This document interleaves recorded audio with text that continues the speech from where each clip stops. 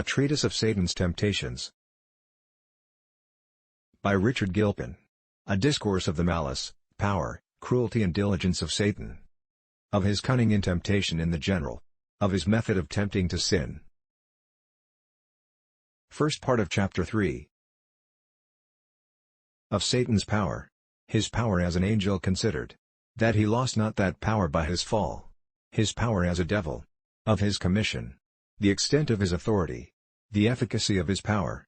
The advantages which he hath for the management of it, from the number, order, place, and knowledge of devils. That Satan's power is great, is our next inquiry, where? 1. First, we will consider his power as an angel. In Psalm 103, 20 angels are said to excel in strength, and in verse 21, as also Psalm 148, 2, they are called God's host, which is more fully expressed, 1 Kings 23, 19. I saw the Lord sitting upon his throne, and all the host of heaven standing by him on his right hand and on his left, which phrase, though it import their order and observance, yet undoubtedly the main of its intendment, is to set forth their power. As hosts are the strength of kings and nations. God himself, in putting on that title, the Lord of hosts, makes it an evidence of his incomprehensible power. That such armies of strong and mighty creatures are at his command. But this only in the general. That which comes nearer to a particular account of their strength, is that notion of a spirit, by which they are frequently described. He maketh his angels spirits, his ministers flaming fire, Psalm 104, 4. The being of a spirit is the highest our understanding is able to reach, and that it shows a being very excellent, is manifest in this, that God is pleased to represent himself to us, under the notion of a spirit, not that he is truly and properly such, but that, this is the most excellent being that falls under our apprehension. Besides that the term spirit, raiseth our understanding to conceive, a being of a high and extraordinary power, it doth further, tend to form our conceptions to some apprehensions of their nature. 1. From the knowledge that we have of our own spirits. That our spirit is of a vast comprehension and activity, our thoughts, desires, reasonings, and the particular undertakings of some men of a raised spirit, do abundantly evidence. 2. In that it represents a spiritual being, freed from the clog and hindrance of corporeity. Our own spirits are limited and restrained by our bodies, as fire, an active element, is retarded and made sluggish by matter unapt, to serve its proper force. As when it is in a heap of earth, which is also sufficiently pointed at, in that opposition betwixt flesh and blood, and principalities and powers, Ephesians 6, showing that flesh and blood are a disadvantage and hindrance, to the activity of a spirit. A spirit then, as incorporeal, may be conceived to move easily, without molestation, quickly, imperceptibly, and irresistibly. 3. This is yet further illustrated by the similitude of wind and fire, which are, to the common experience of all, of very great force.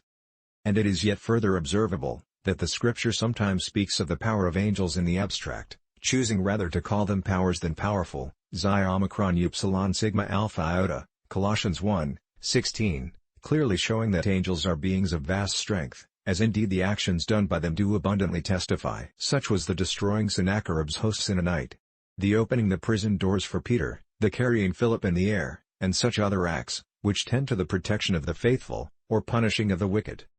Though this may fully satisfy us that angels excel in strength, yet the Scripture suggests another consideration, relating to the office and employment of angels, where their commission shows not only a liberty for the exercise of this power, but also doth imply such a power as is fit to be commissionated, to such acts. These invisible beings are called thrones, dominions, principalities, powers, Colossians 1:16. It is indeed a task beyond a sober undertaking to distinguish these words, and to set their true bounds and marks of difference. This, Augustine acknowledged, yet may we hence conclude, 1. That these words imply a very great authority in angels.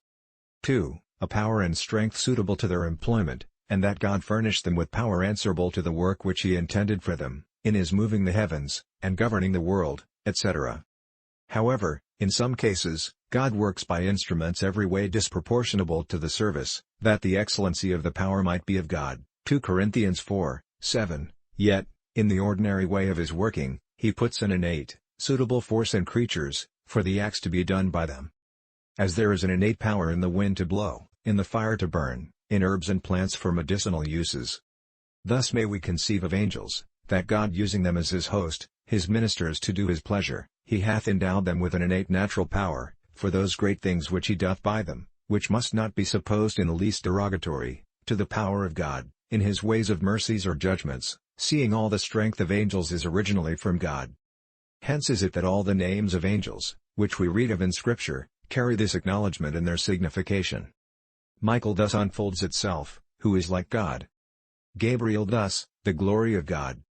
And therefore may we suppose them not so much, the proper names of angels, but, as Calvin noteth, nomina ad captum nostrum indita, names implying God's great power in them. Such a powerful spirit is Satan by creation. But because it will be doubted, lest his fall hath bereaved him of his excellency, and cast him down from his strength, I shall evidence that he still retains the same natural power. To which purpose it is not unfit to be observed, 1. That the same terms and names which were given to good angels, to signify their strength and commission, Colossians 1:16, and 2:10, are also given to Satan, Ephesians 6:12.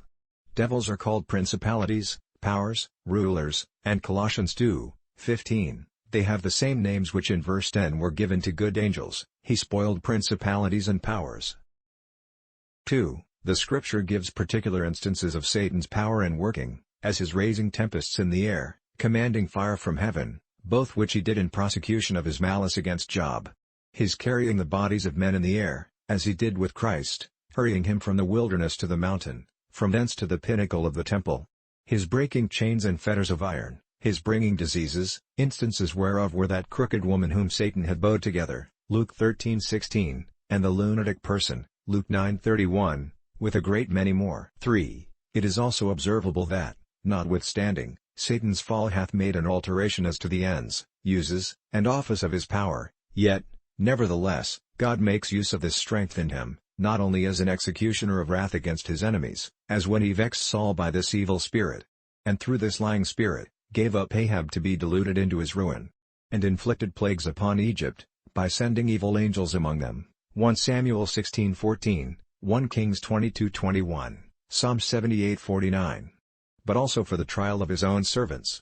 Thus was Job afflicted by Satan, and Paul buffeted by his messenger. 2. Secondly, this power of his, as a devil, falls next under our consideration, wherein are divers particulars to be noted, as 1. First, his commission and authority. If any put that question to him which the Jews did to Christ, by what authority dost thou these things? Or, who gave thee this authority? We have the answer in John 12:24, and 16:11, where he is called, the prince of this world. And accordingly the Scripture speaks of a twofold kingdom, of light and of darkness. And in this we hear of Satan's seat or throne, of his servants and subjects. Yea, that which is more, the Scripture speaks of a kind of deity in Satan, he is called the god of this world, 2 Corinthians 4:4, which doth not only set forth the intolerable pride and usurpation of Satan, in propounding himself as such, so drawing on poor blind creatures, to worship him, but also discovers his power, which by commission he hath obtained over the children of disobedience, Zacchaeus. Hence doth he challenge it, as a kind of right, and due from the poor Americans, and others, that they should fall down, and worship him. And upon this supposition, was he so intolerably presumptuous, in offering the kingdoms of the world to Christ, for such a service and worship. Thanks.